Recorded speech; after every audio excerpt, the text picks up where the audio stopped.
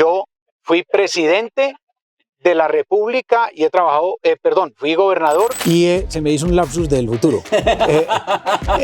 Nosotros, lo voy a decir con una forma coloquial pero contundente, se la metimos toda al turismo en Antioquia. Le tengo que decir, el eslogan grande de Petro, que es Colombia, potencia mundial de la vida, ese es mío. Hoy, de cada 100 pesos de la masa fiscal de todo el país, 80 lo maneja el Estado central y solo 20 pesos de 100 los departamentos y los municipios. Eso no quiere decir que vayan a montar una casa de Nariño en Medellín. Aníbal Gaviria va a llegar a la presidencia para quitarle recursos a la presidencia. ¿En qué es diferente Aníbal Gaviria a los demás que hacen parte de la Fuerza de las Regiones? Sí, Catherine. Ahí hay agüita. Y dijo que no eran difíciles. Candidato. Nosotros no tenemos afinidad con ningún candidato que represente la continuidad del actual gobierno. ¿Esa es inteligencia artificial o es Carolina? ¿Quién es Carolina? ¿Quién es Carolina? Carolina. Y por eso muchos hoy no me apoyan, porque creyeron que me iban a manejar y creyeron que me iban a ferrocarrilear y no lo han hecho.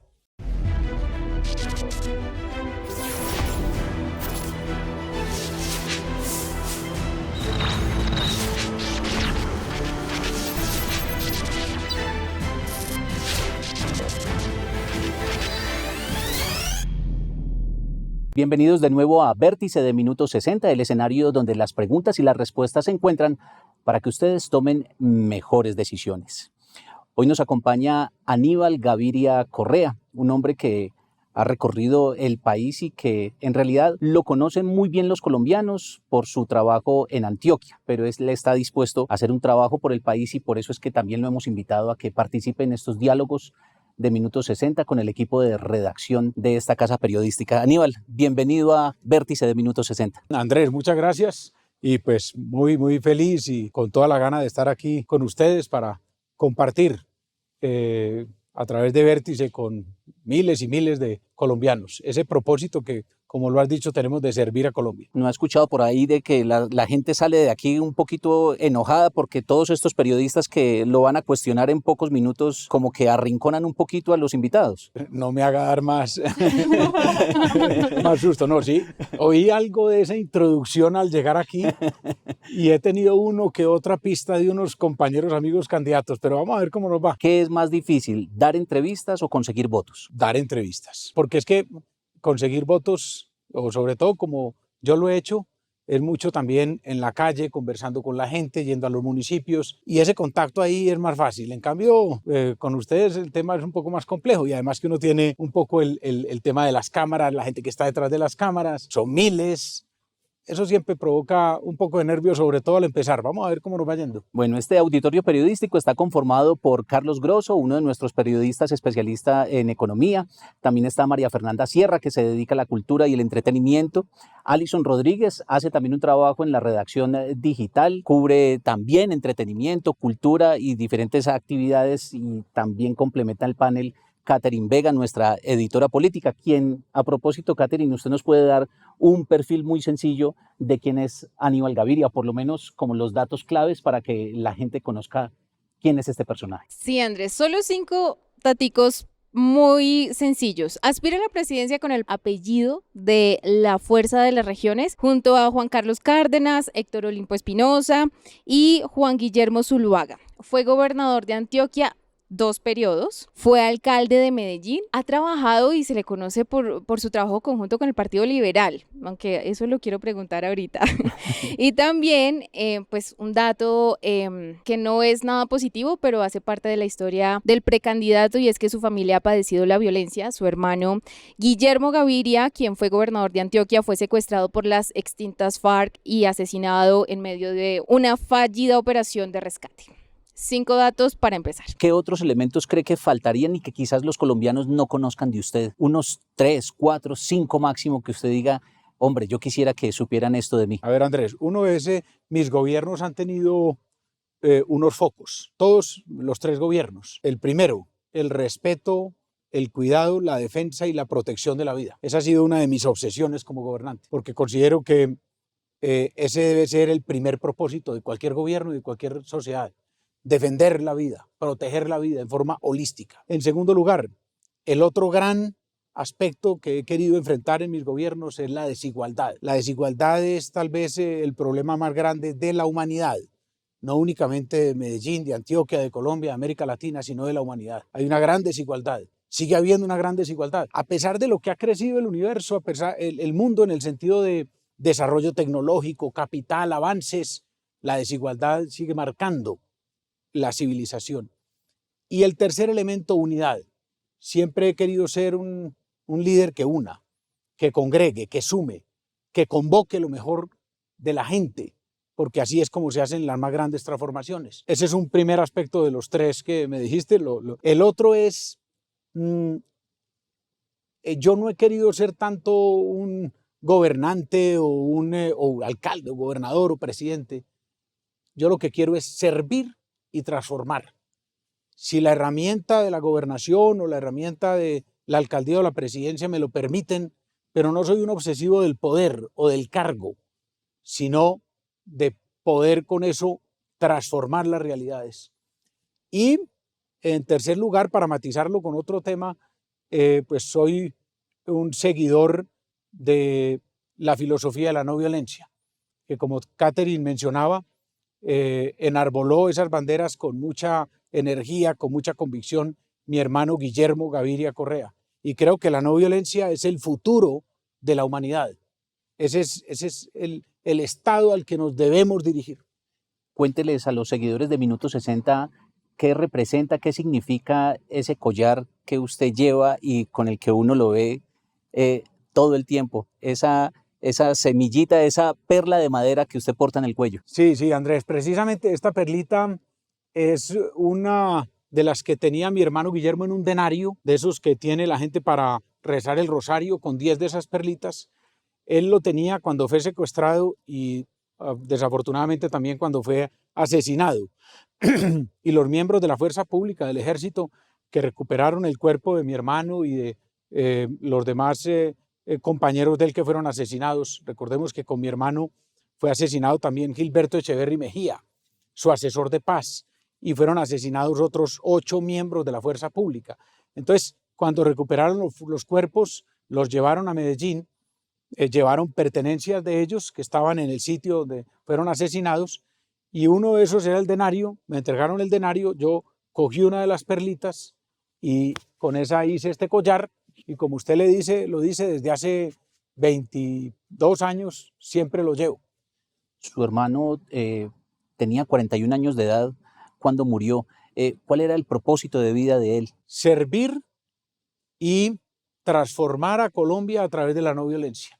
Es una filosofía muy poderosa, pues imagínense, yo creo que es de lo más poderoso que ha creado el ser humano, la civilización humana, que ha tenido representantes de dimensión universal como el Mahatma Gandhi, como Martin Luther King, como el mismo Nelson Mandela, como mi hermano, hombres que seres humanos que han dado todo por los demás.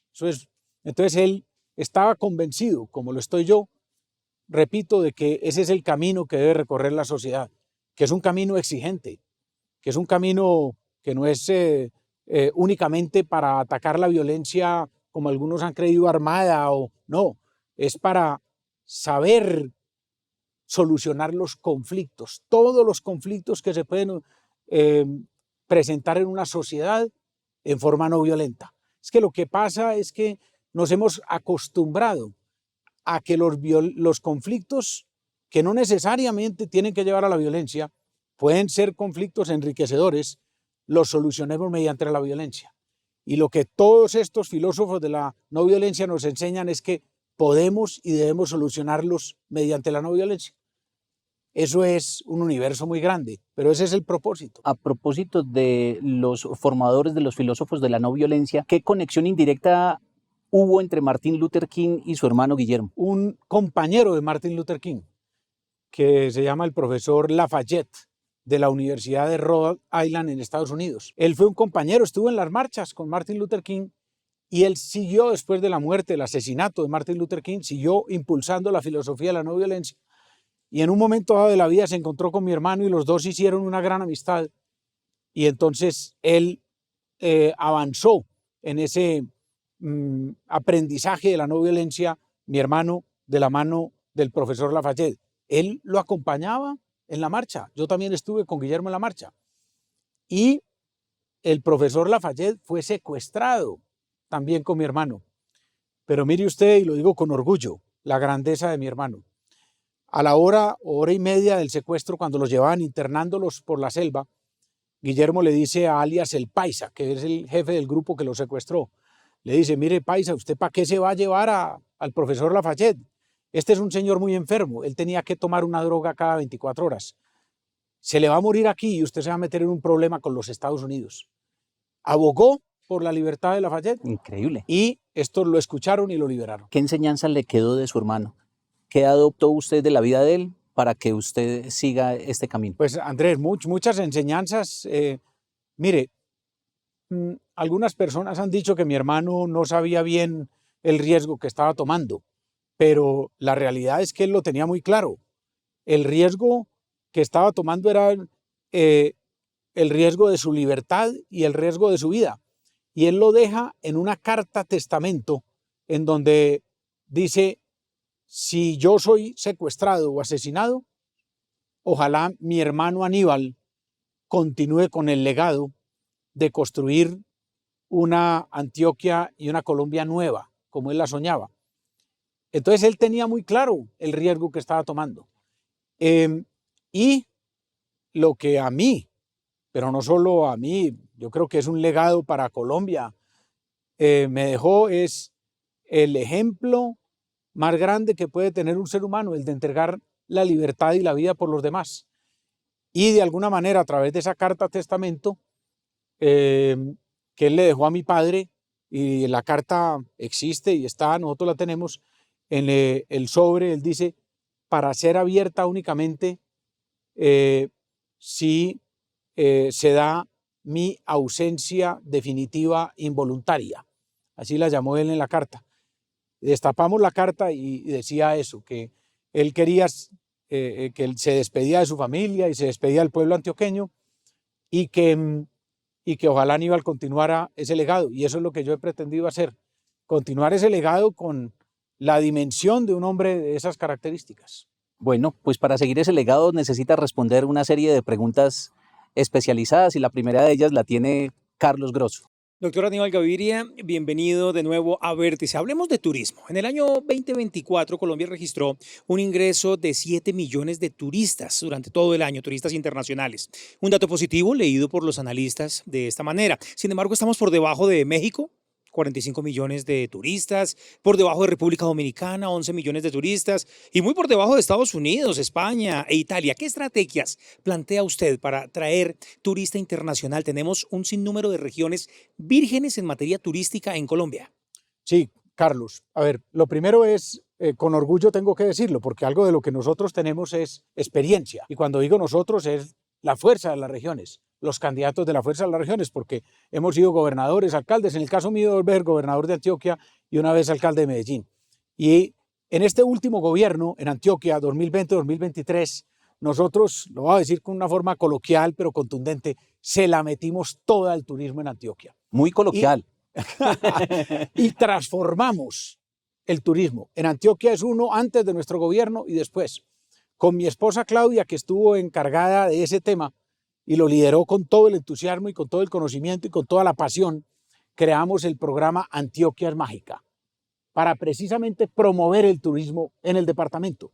Pero creamos también la Secretaría de Turismo, que no existía, y creamos una empresa que se llama la empresa Activa, que es una empresa para promocionar el turismo y para promocionar los parques y las riquezas turísticas de Antioquia. Entonces, un trípode para promocionar el turismo. Ahora, ¿qué hicimos con eso? Le voy a decir, para mí, 3 grandes necesidades para impulsar el turismo en Colombia. Primero, la seguridad. Es que, a ver, usted tiene que tener productos turísticos, bellezas, riquezas, pero Colombia las tiene y muchísimas, en todos los aspectos. Entonces nosotros no, esa parte es natural, esa parte brota en Colombia. Pero ¿qué necesitamos para que la gente venga? Seguridad. Porque sin seguridad es imposible desarrollar el turismo en los niveles que podemos y debemos. Segundo, infraestructura, en todo sentido. Tenemos que mejorar los aeropuertos. Los aeropuertos de Colombia, por ejemplo, el tema de Cali, el tema de Medellín, el tema de Cartagena, hoy están colapsados. Ya prácticamente superaron los niveles de pasajeros que podían tener. Entonces, obviamente, tenemos que mejorarle, pero no solo aeropuertos, carreteras, para que la gente pueda desplazarse adecuadamente, rápidamente, cómodamente, seguramente hacia los distintos destinos y productos turísticos. Y lo otro que necesitamos es promocionar, impulsar, apoyar a los operadores turísticos en todos los sentidos, los hoteles, las universidades, los, digamos, programas de generación de personas para atender el turismo, con un aspecto que a mí me encanta del turismo, de muchos otros. Primero, que es limpio, que es un sector económico cada vez más del futuro, porque a medida que crezca el mundo, que muchos países tengan cada vez más riqueza y más capacidad, la gente lo que va a querer es tener oportunidades turísticas. Entonces tiene un mercado impresionante. Entonces termino con uno de esos aspectos, y es el turismo es un empleo muy enfocado a los jóvenes. Entonces es una posibilidad muy fuerte de dar oportunidades en muchos temas a los jóvenes, en las áreas rurales y en las áreas urbanas. ¿Le gusta ese eslogan que reza Colombia, potencia mundial de la belleza? Claro, porque de alguna manera eso es lo que tiene Colombia en todos sus aspectos. Así sea tan petrista. No, es que mire, los eslogans de Petro, algunos vienen también de otros que de alguna manera tenían otros gobiernos. Hay que construir sobre lo construido. Entonces, uno de los eslogans más bonitos para promocionar a Colombia es Colombia es pasión. Y eso también tiene, y eso no es anterior. Que se convirtió también, en marca de país también, ¿no? Exacto, que también tiene algo que ver con el tema de la belleza. Mire que nosotros también tenemos en el programa de Antioquia es Mágica eso que es parte de Colombia, de esa magia de nuestros paisajes, de nuestra gente, de nuestra cultura, pero también de Gabriel García Márquez, del realismo mágico.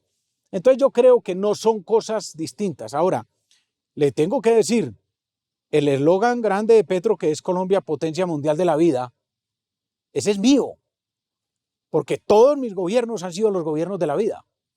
Mi primer gobierno en Antioquia se llamó Antioquia Nuevo, un hogar para la vida, y así el plan de desarrollo.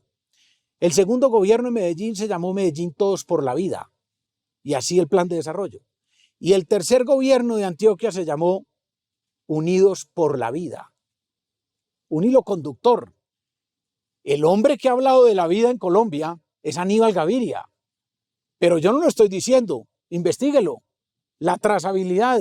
Estoy hablando de mi primer gobierno del 2004 al 2007, hace 21 años. Busque cuando Petro hablaba de la vida, como habla hoy. Eso fue digamos, una adaptación, por decirlo en la forma más, de el discurso y de las tesis de Aníbal Gaviria. Muy bien, María Fernanda Sierra. Bueno, el tema de la cultura es muy importante para hablar. Entonces, ¿cómo podríamos democratizar el acceso a cultura, sobre todo en los municipios periféricos del país? María Fernanda, le quiero introducir con un tema para darle la importancia y la fuerza que yo creo que debe tener eso. A mí me preguntaron al terminar mi primer gobierno en la gobernación, en el año 2004-2007 en Antioquia, de esas cosas que le preguntan a ustedes los periodistas a uno, diga una cosa que le faltó en el gobierno, o algo que hubiera hecho distinto. Y yo sin dudar dije, le hubiera invertido más a la cultura. La cultura es básica para la transformación, porque lo que nosotros tenemos en Colombia es la necesidad de transformar temas culturales, transformarnos por una cultura de la vida, por una cultura de respeto por los demás. Uno de los elementos fundamentales de mi campaña ahora, pero de mis gobiernos, es el respeto. Yo creo que fundamentalmente lo que tenemos que hacer los colombianos es un cambio cultural, respetarnos, que el hecho de que pensemos diferentes no tenga que significar que nos enfrentamos, sino que haya respeto en la diferencia, que haya riqueza en la diferencia, pero tenemos también que respetar las normas, tenemos que respetar la ley, tenemos que respetar la Constitución, tenemos que respetar a los gobernados, y la forma de respetar los gobiernos a los gobernados es cumplir lo que se compromete. Entonces, necesitamos una transformación cultural. Y ese es el ámbito, digamos, de la dimensión sombrilla más grande del aspecto cultural. Pero la otra es la cultura como identidad, nuestra música, nuestro folclor, nuestra gastronomía, que tiene que ver mucho con esa riqueza turística que mencionábamos ahora, pero con esa riqueza que nos da identidad.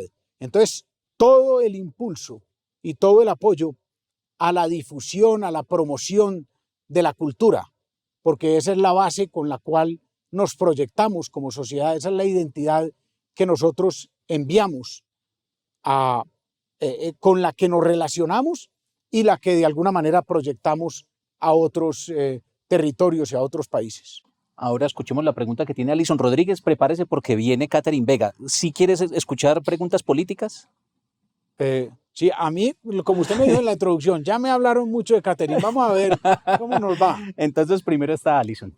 Precandidato, precisamente mi pregunta está muy ligada con el tema que habló Carlos y usted habló del turismo en Antioquia, pero también usted ha insistido en un modelo de desarrollo descentralizado. Entonces, en ese sentido, ¿cómo podríamos convertir al turismo en una herramienta real de descentralización económica y que fortalezca las regiones, pues más allá de esos destinos grandes como lo es Cartagena o Medellín?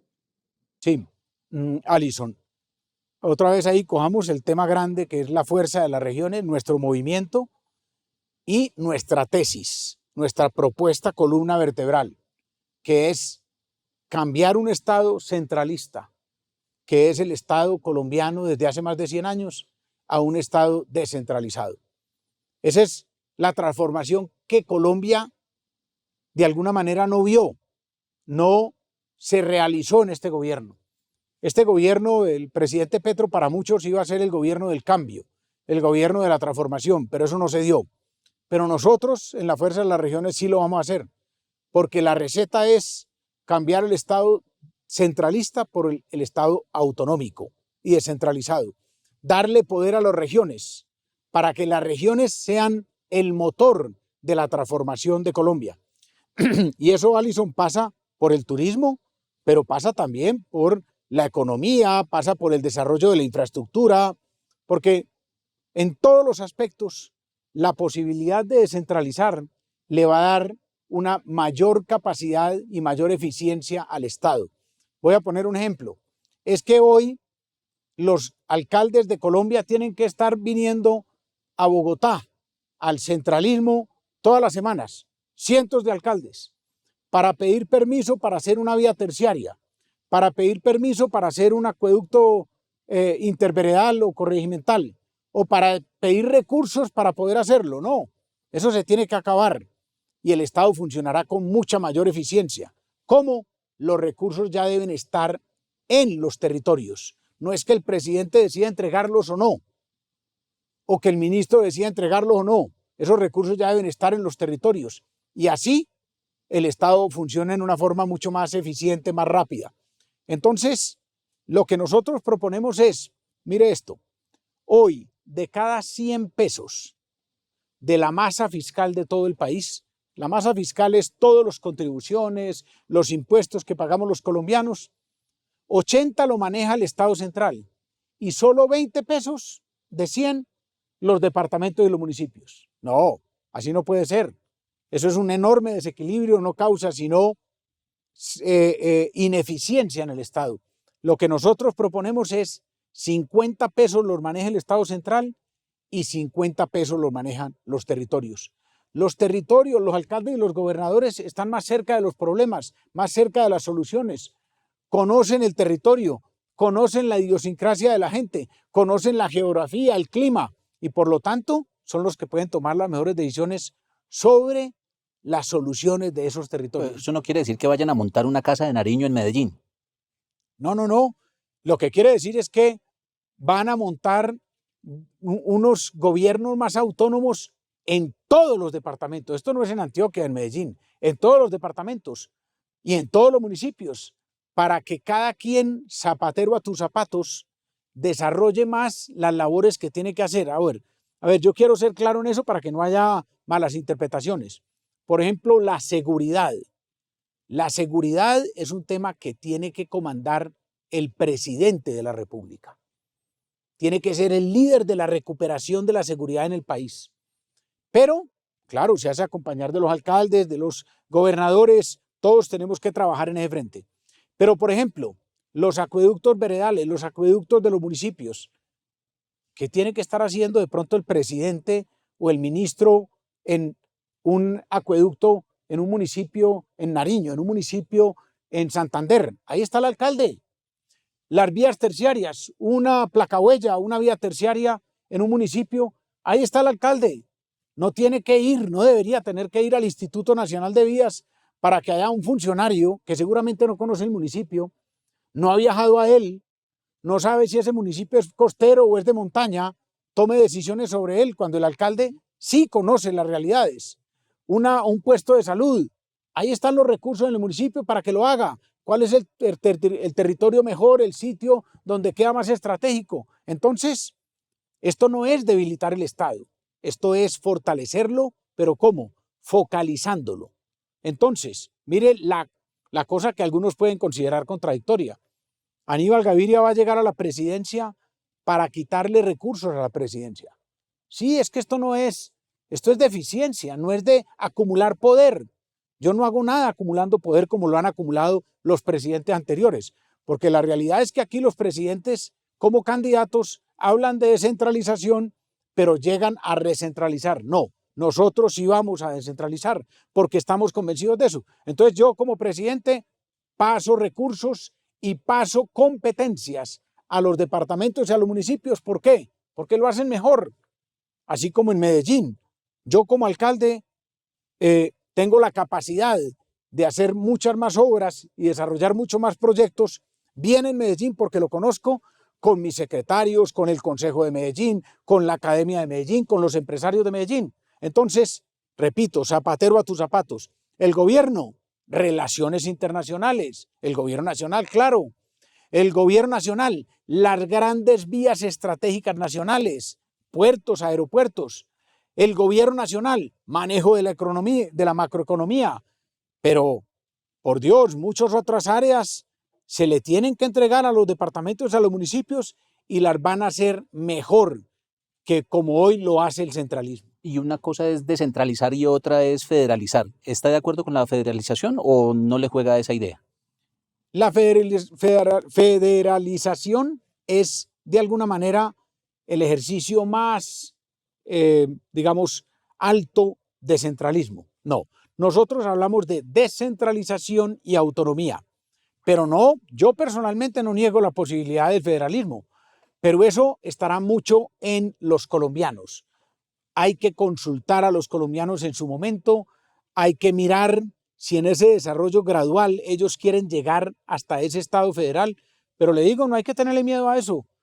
Los estados más desarrollados del mundo son autonómicos o federales. Es que eso ya está inventado, no es que en Colombia vamos a inventar Aníbal Gaviria y la fuerza de las regiones, el federalismo, la autonomía. Eso ya está inventado. Estados Unidos es federal, Alemania es federal, Suiza es federal, España es autonómica y así podría seguir usted.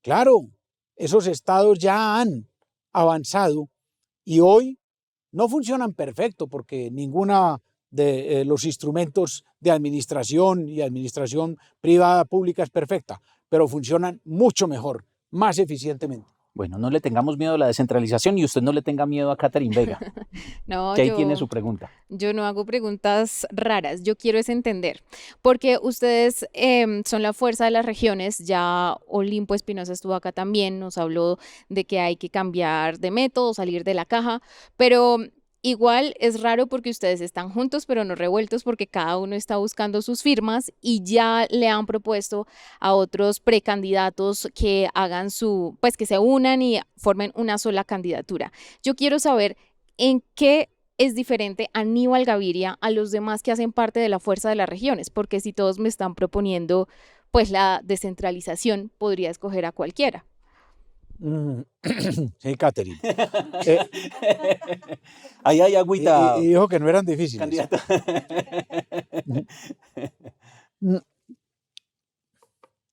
Es que nosotros estamos haciendo nuestra campaña de la Fuerza de las Regiones conjunta.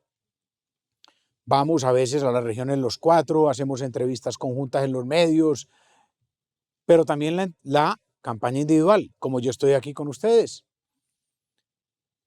Nuestro discurso tiene unos elementos básicos, por ejemplo, la unidad.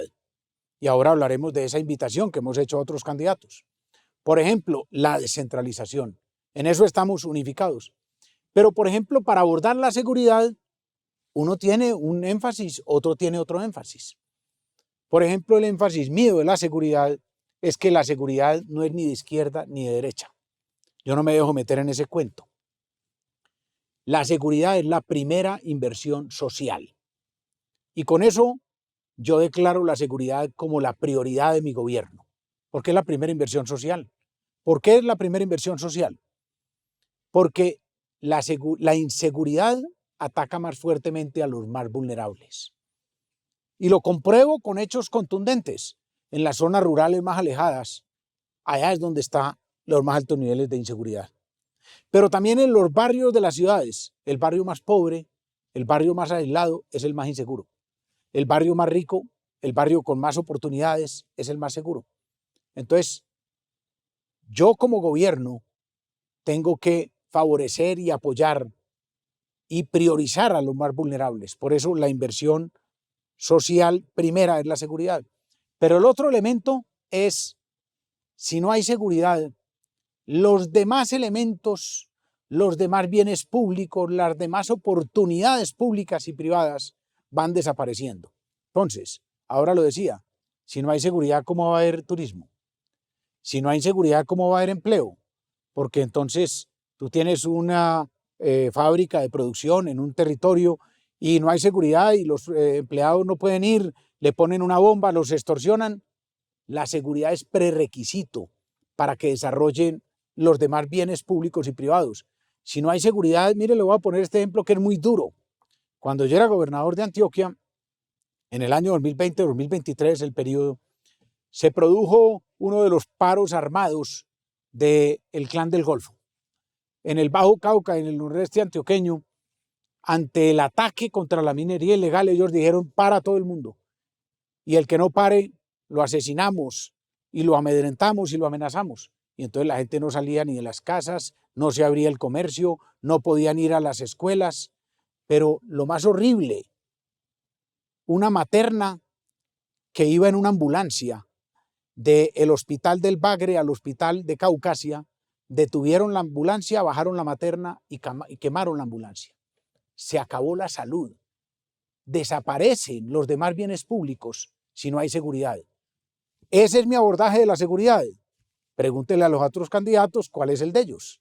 Bueno, pero entonces ya aprovecho a preguntarle por esa invitación que le han hecho a los otros precandidatos, pero sobre todo me causa curiosidad la propuesta que les ha hecho Daniel Palacio y es, listo, me uno a ustedes, sacamos esto, hay muchos precandidatos, tenemos que coger fuerza porque uno siente que no tienen tanta fuerza por ser cada uno por su lado, pero él dice, unámonos con Vicky también. ¿A usted cómo le parece esa propuesta y quién no iría en esa unidad? A ver, vamos por partes ahí, Catherine, porque son muchas. Primero, hicimos una propuesta en una carta que dirigimos a otros 6 precandidatos. Mucha gente nos ha preguntado, hombre, ¿por qué esos 6? ¿Y por qué no 10, 12? ¿Por qué no Vicky? ¿Por qué no Juan Manuel Galán? ¿Por qué no Enrique Peñalosa? Y yo digo, la unidad se construye paso a paso. Primero nos unimos la fuerza de las regiones. Es que ya hay un proceso de unidad bien bonito. Somos 4 candidatos y va a quedar uno solo. Pero nosotros, como tenemos el ADN de la unidad y estamos convencidos de que el país lo sacamos adelante es unidos, entonces dijimos, vamos a una nueva etapa. Entonces, escogimos estos candidatos porque tienen unas similitudes con nosotros. Por ejemplo, están recogiendo firmas. hay otros que no están recogiendo firmas. Entonces, pero nosotros no descartamos a otros. Daniel habló de Vicky, pero hay otras personas que nos han hablado de Juan Manuel Galán, de Enrique Peñalosa. Me parecen candidatos muy buenos para seguir avanzando en ese proceso de unidad, pero vamos paso por paso. Es posible que en la próxima reunión, claro, ¿qué va a pasar ahora? Ya 4 de los candidatos nos contestaron que están de acuerdo. ¿Qué es lo que tenemos que hacer? Nos reunimos los 4 candidatos de la Fuerza de las Regiones con estos 4 candidatos que dijeron que sí. Entonces ya no somos únicamente nosotros 4 los que debemos acordar las decisiones para seguir en ese proceso, sino que ya tenemos que hablar entre los 4. Entonces seguro ahí Daniel va a decir, hombre, ¿por qué no le decimos a Vicky? Otro va a decir a Juan Manuel. Y entonces entre los 4 acordaremos cuál es el siguiente paso. Pero tenemos que ir consolidando la unidad por capas. Ahora, también hay que ver qué van a decir los otros, porque de pronto uno le dice a algún candidato y el candidato dice que no, y entonces nosotros sí tenemos que ir con cuidado para lograr la mayor cantidad de síes. Y mire que lo hicimos. De estos 6 tenemos 4,5 síes, porque hay 4 que dijeron que sí y Juan Daniel Oviedo no dijo que no, que esperaba, pero nosotros tenemos confianza de que el proceso lo vaya acercando. Entonces, vamos asertivamente. Y ahora, ¿qué candidatos y candidatas, creo que me preguntaste, no de pronto convocaríamos? Mire, esto no es una cosa de sumar por sumar, la unidad tiene que ser con criterio de afinidad. Entonces, por ejemplo, nosotros no tenemos afinidad con ningún candidato que represente la continuidad del actual gobierno. Ojo, tenemos respeto por esa opción, como por todas, como lo decimos, esa es la forma de relacionarnos, el respeto. Pero no tenemos afinidad, entonces ¿por qué vamos a buscar una unidad ahí? Que ellos hagan su ejercicio y le presenten esa opción a los colombianos. Nosotros vamos uniéndonos en torno a opciones con las que tengamos afinidad. No tenemos afinidad con los extremos, ni con la extrema derecha ni con la extrema izquierda. ¿Por qué? Porque nosotros creemos que el país va a tomar una decisión el próximo 2026. Una decisión. Seguir por el camino de la división, seguir por el camino del odio, seguir por el camino de la polarización, y eso será si se elige un extremo. Porque si se elige un extremo, es imposible que no se tome ese camino, porque los extremos representan ese camino.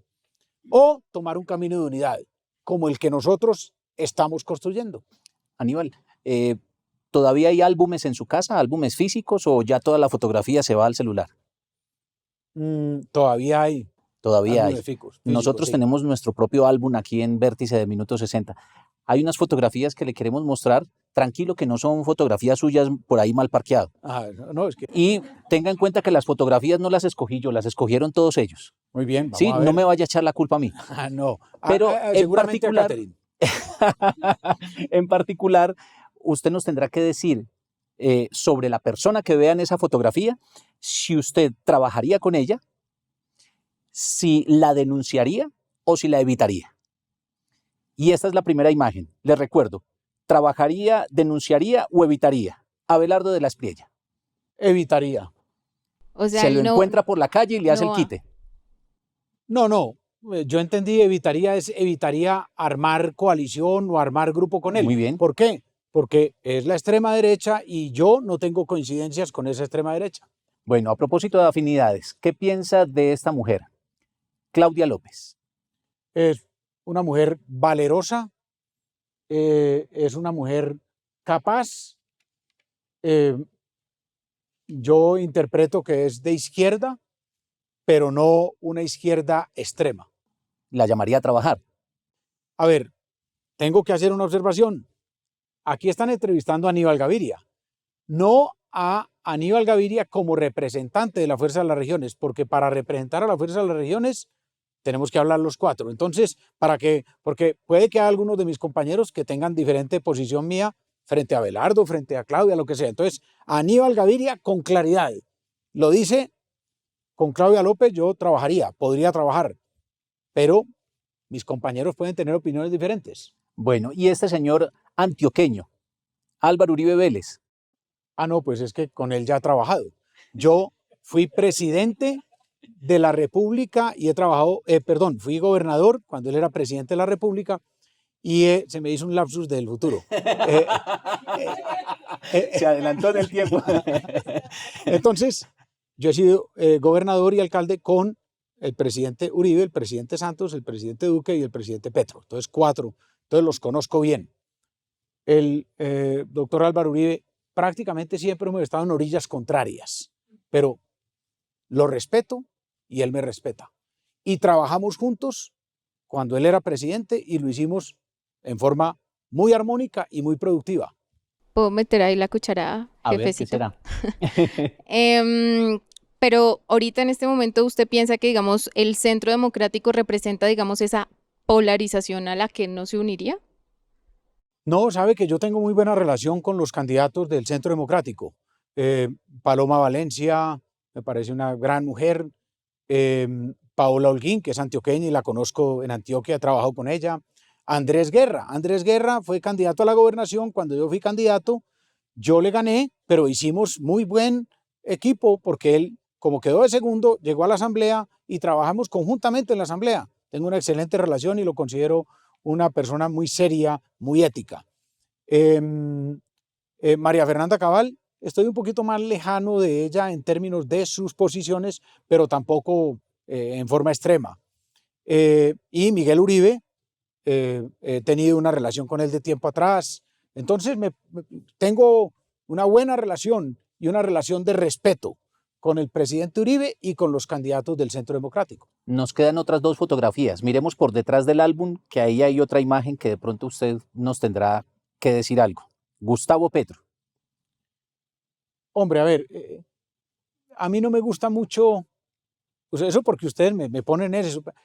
Yo le aprendí una cosa a mi mamá. Mi mamá dice, no hablen de gente, hablen de ideas, decía, y nos dejaba esa propuesta. Ah, pero para claro, las ideas igual usted necesita trabajar con la persona. En política hay que hablar de eso. Entonces, mire, a mí no me gusta, yo a veces me canso del antipetrismo y de estar hablando a toda hora porque yo creo que vamos pasando esa página. Hay que mirar más el futuro.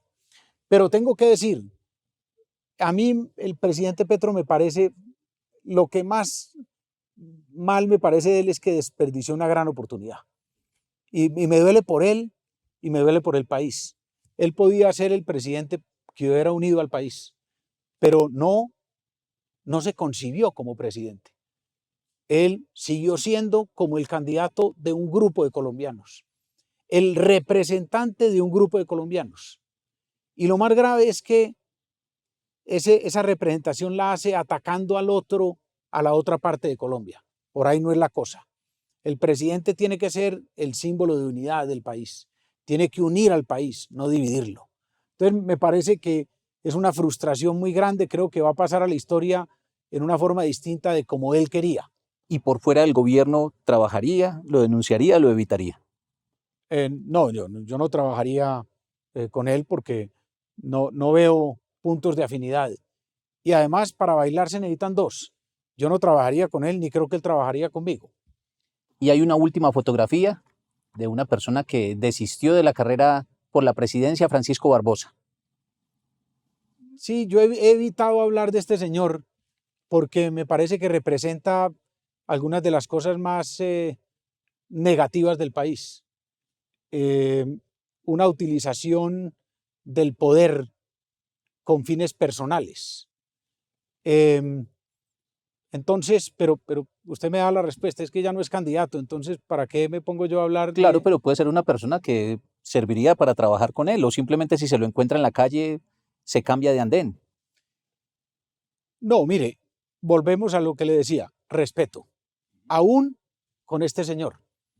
Eso es lo que tenemos que hacer los colombianos. Yo, pues, obviamente no tengo ninguna afinidad con él, tengo todas las críticas como persona, como servidor público, pero respeto, porque eso es lo que tenemos que mostrarle a los colombianos, que somos capaces de respetarnos aún con las personas con las que tenemos las mayores distancias, como el señor Petro o como el señor Barbosa.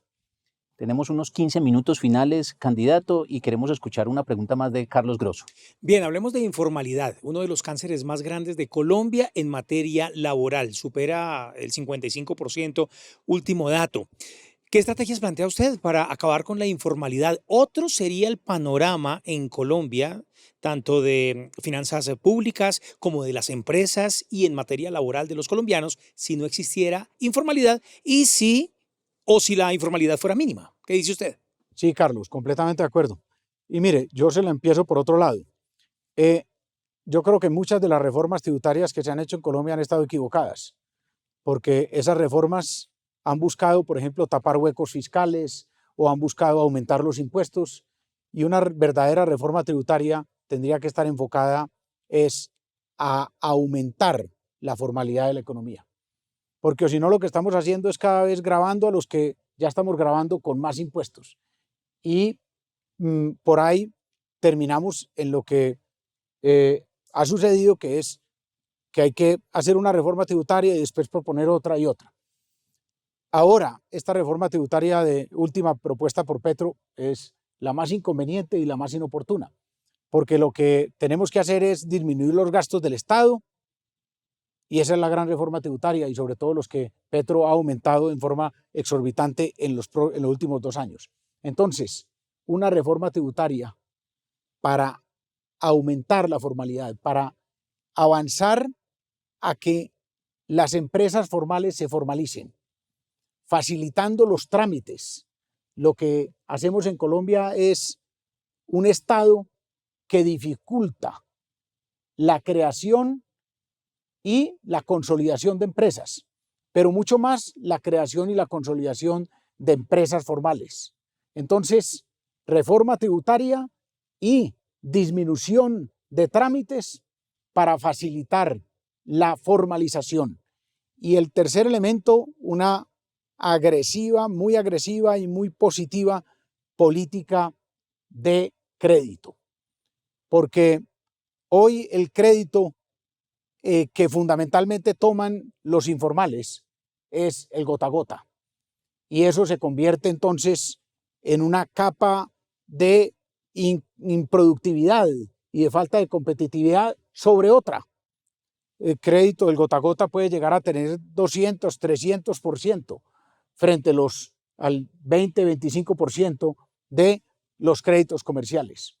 Hay que hacer una política de crédito muy atractiva y una estrategia de crédito muy atractiva que saque del mercado al gota a gota, porque la gente puede pagar hasta 30 o 35, 40, y ahí me parece que hay que hacer una estrategia que puede sonar difícil de entender para la gente, y es la tasa de usura se está convirtiendo más que en un elemento que favorece el crédito, en un elemento que favorece el gota a gota.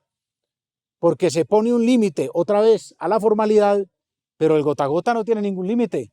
No pasa, la tasa de usura hoy puede estar entre el 35 y 40, pero los créditos del gota a gota, repito, medido técnicamente, el último estudio de ANIF lo dio, hasta 350, oiga, hasta 700% de interés en el gota a gota. Oh, por Dios, los más vulnerables, otra vez, los más aporreados. Entonces, habría que hacer un estudio, un análisis de modificación de la tasa de usura para que no logre el efecto contrario, que es el que pretende, que es el que hoy está logrando. Pareciera que a veces todo está hecho para impedir el crecimiento de la industria. Recientemente con Carlos Grosso y Dixon Cabrera en nuestro portal informativo minuto60.com hablábamos de cómo las empresas que comenzaban de cada 10, 7 terminaban cerrando. Y eso como que no le da a uno una buena espina o una buena idea de panorama de qué es lo que viene para el país. Además, también usted lo registró hace unos minutos, Carlos, el país va a quedar prácticamente endeudado después de este gobierno. ¿De cuánto estábamos hablando en el portal? Es un anuncio que hace el exministro de Hacienda, José Manuel Restrepo, que indica que este gobierno podría quedar endeudado en cerca de 600 billones de pesos, más intereses. Es decir, aumenta la deuda en este gobierno en vez de disminuir. Así es. No, la crisis fiscal en la que va a quedar el país pues es reconocida y es una de las más graves en los últimos 20, 25 años. Pero frente a esa crisis fiscal, lo que habrá que hacer es recortar los gastos del Estado. Eso tiene que ser una decisión sin ningún lugar a duda que tendremos que tomar en el próximo gobierno. Pero además, repito, una reforma tributaria. Y la gente dice, ¿cómo? Aníbal está, sí, una reforma tributaria, pero no para aumentar los impuestos, sino para dinamizar la economía.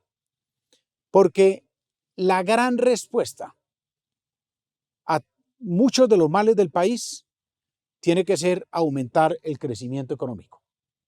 Nosotros con crecimiento económico de 3 o 3.5% no vamos a combatir la desigualdad, no vamos a combatir la pobreza, no vamos a solucionar el déficit fiscal estructuralmente.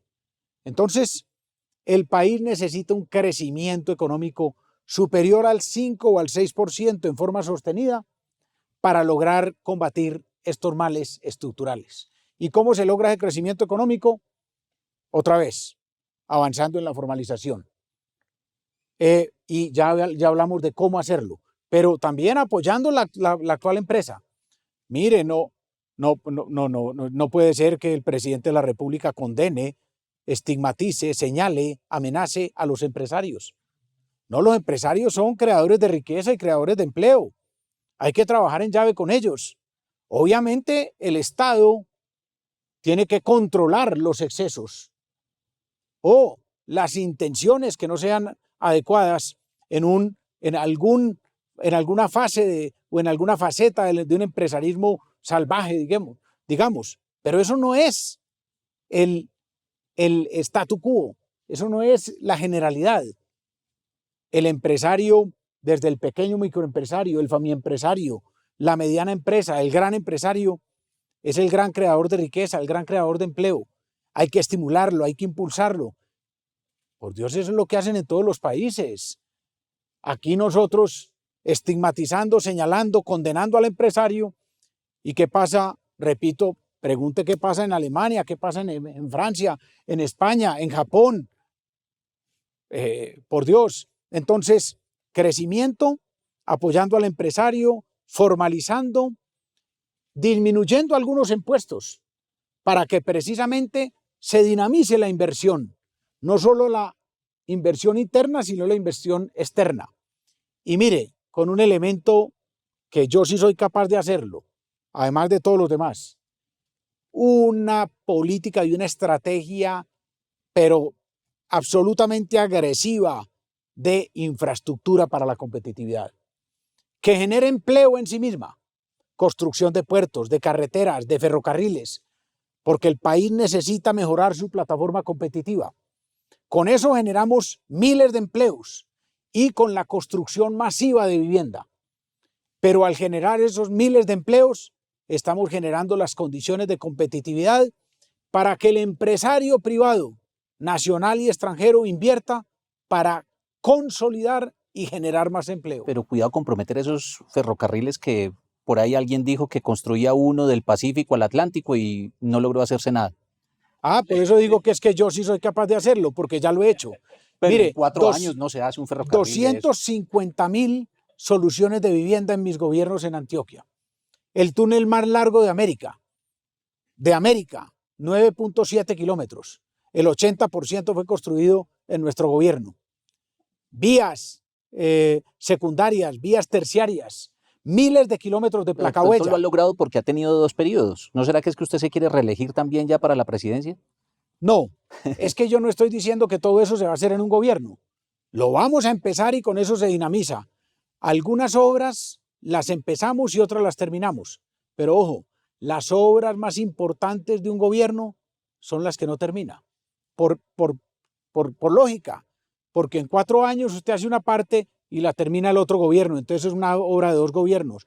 O si es de 12 años, mejor. Es una obra de 3 gobiernos. Esas son las obras de gran dimensión. Yo voy a empezar obras transformadoras de Colombia. Algunas las termino porque sé ejecutar, porque soy constructor. Y otras las dejo para que las terminen los siguientes gobiernos. Nos quedan 7 minutos y vamos a hacer todo lo posible de aprovecharlos de la mejor manera, con respuestas más breves a cada una de las que nos quedan de estas tres damas que nos acompañan. Y hay otras también muy breves que si no las hago, esta mujer me cuelga más tarde en la sala de redacción. María Fernanda.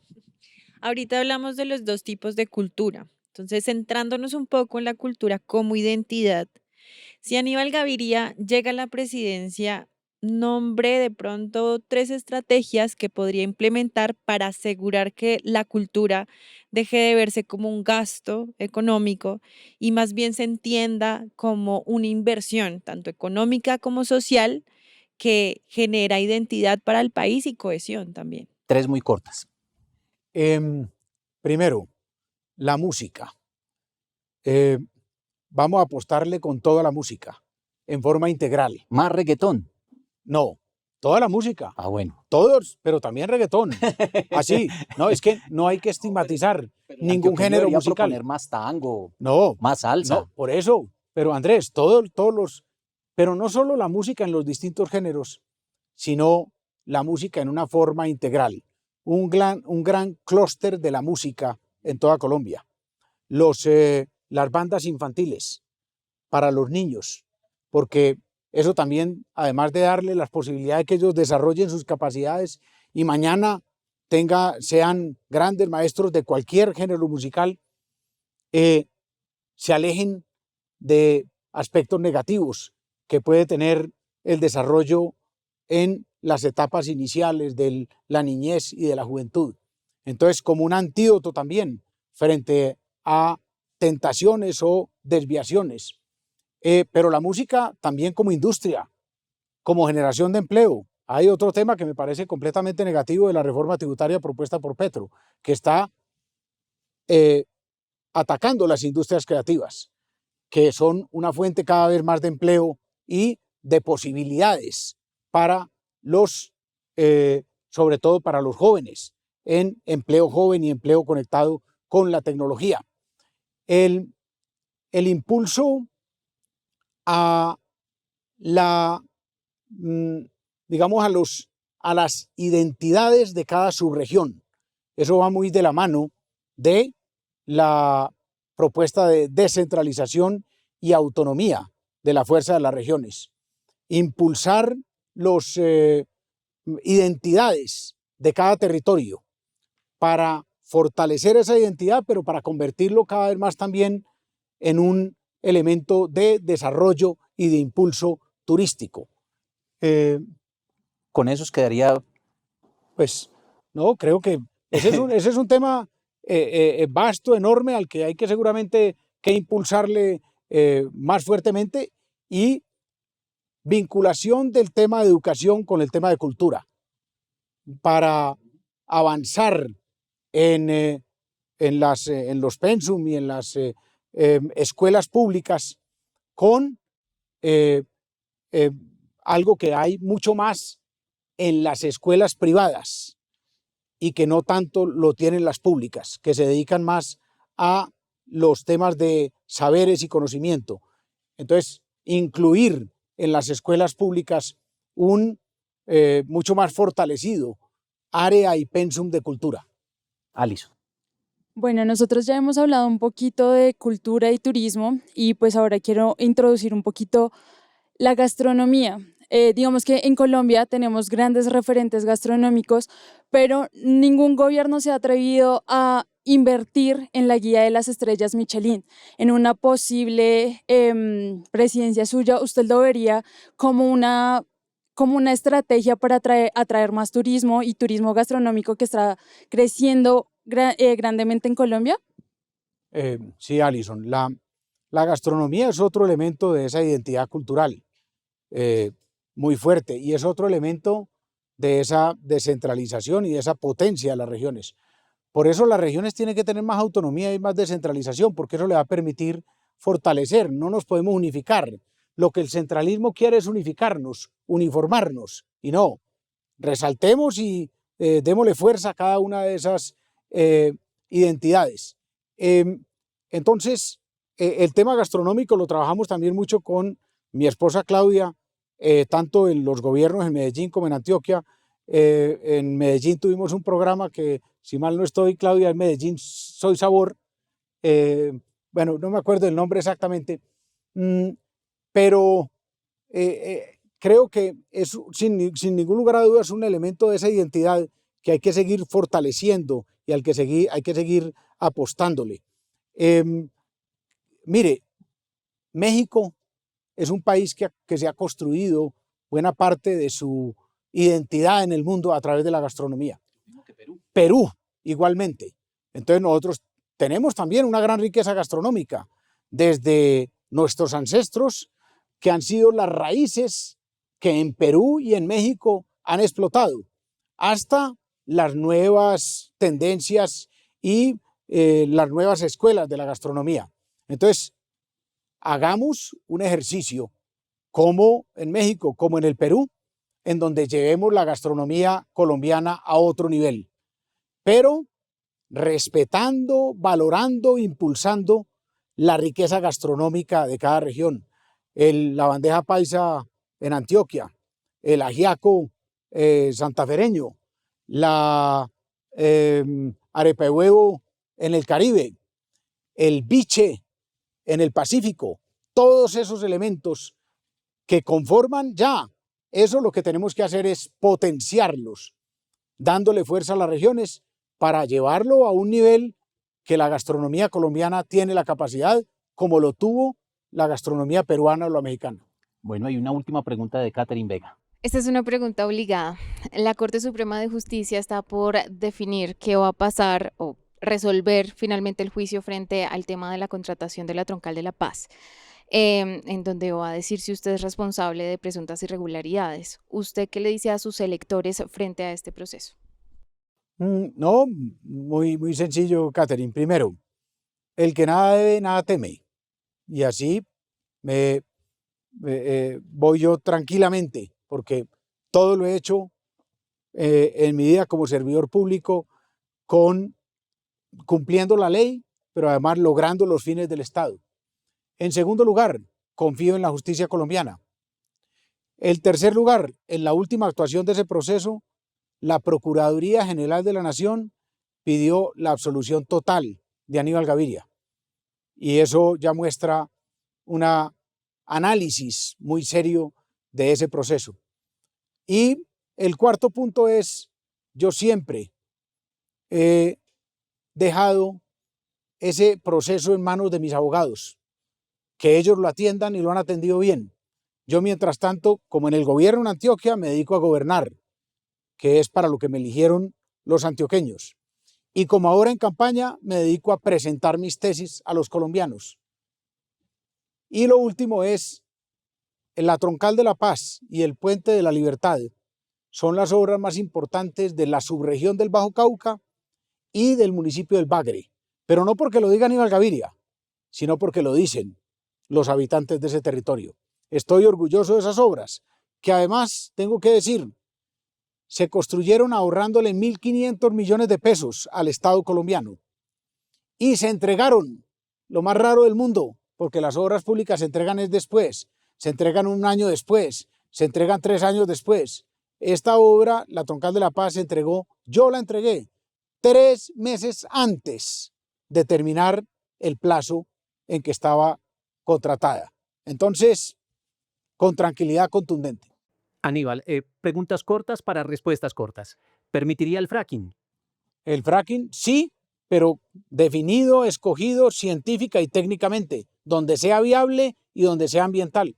¿Cómo administraría la relación con Venezuela durante su eventual gobierno? Inmediatamente llegue el 7 de agosto, rompo relaciones con la dictadura de Nicolás Maduro, porque esa dictadura no representa al pueblo venezolano, porque es un usurpador y porque está burlando la democracia no solo de Venezuela, sino del mundo. ¿Volvería a usar el glifosato? Sí, otra vez, donde sea técnico y donde sea científicamente adecuado, pero no sería la política principal contra los cultivos de coca. La política principal contra los cultivos de coca tiene que ser la sustitución. ¿Y regularía la inteligencia artificial? Yo creo que la tiene que regular el mundo entero, pero por supuesto en ese marco Colombia también, pero es un tema que tiene que concitar acuerdos universales. Infortunadamente para usted, nuestra inteligencia artificial aquí todavía no está regulada. Y la inteligencia artificial le tiene una pregunta incómoda. A ver, la escuchamos. Aníbal Gaviria. Usted ha sido visto como un político de centro o incluso independiente, pero su carrera ha estado marcada por alianzas con maquinarias políticas tradicionales en Antioquia, incluyendo sectores del liberalismo clientelista.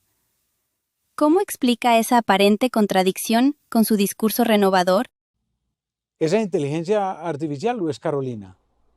¿Quién es Carolina? ¿Quién es Carolina? Catherine.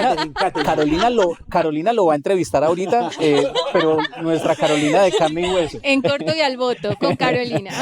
De ninguna manera, creo, como le digo, hay que regular la inteligencia artificial porque tiene más errores de lo que uno cree. Tiene más errores de lo que uno cree. No, yo he sido siempre independiente, pero mis candidaturas han tenido el apoyo de partidos y de movimientos. Pero esos partidos y movimientos nunca me han condicionado. Yo he elegido los miembros de mi gabinete en forma totalmente libre y los elijo con un objetivo: gobernar bien, producir resultados. Pero eso es lo que dar la gente soluciones. también reprocha, porque el político termina acercándose a la política tradicional y en consecuencia al clientelismo. No, es que mire, a mí me parece que uno no puede estigmatizar la política, ni puede estigmatizar los partidos, porque generalizar es muy grave en todo.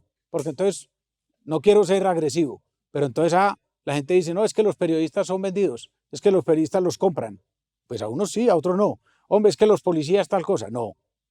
Entonces, aquí no se puede generalizar. Hay políticos buenos en el Partido Liberal y hay políticos malos. Hay políticos buenos en el Partido Conservador y hay políticos malos, corruptos. Hay corruptos en el nivel nacional, porque mucha gente nos dice, la fuerza de las regiones, y entonces la corrupción en las alcaldías y en las gobernaciones. Hombre, corrupción hay en la nación, en las gobernaciones, en las alcaldías. Hay que atacarla donde la haya. Entonces, el problema no es que a mí me apoye el Partido Liberal, o el Partido Conservador, o el Partido de la U, porque Colombia la tenemos que construir entre los colombianos. El problema es que yo me deje condicionar por ellos, o el problema es que yo me deje corromper por ellos. Pero eso no ha sucedido, ni va a suceder nunca.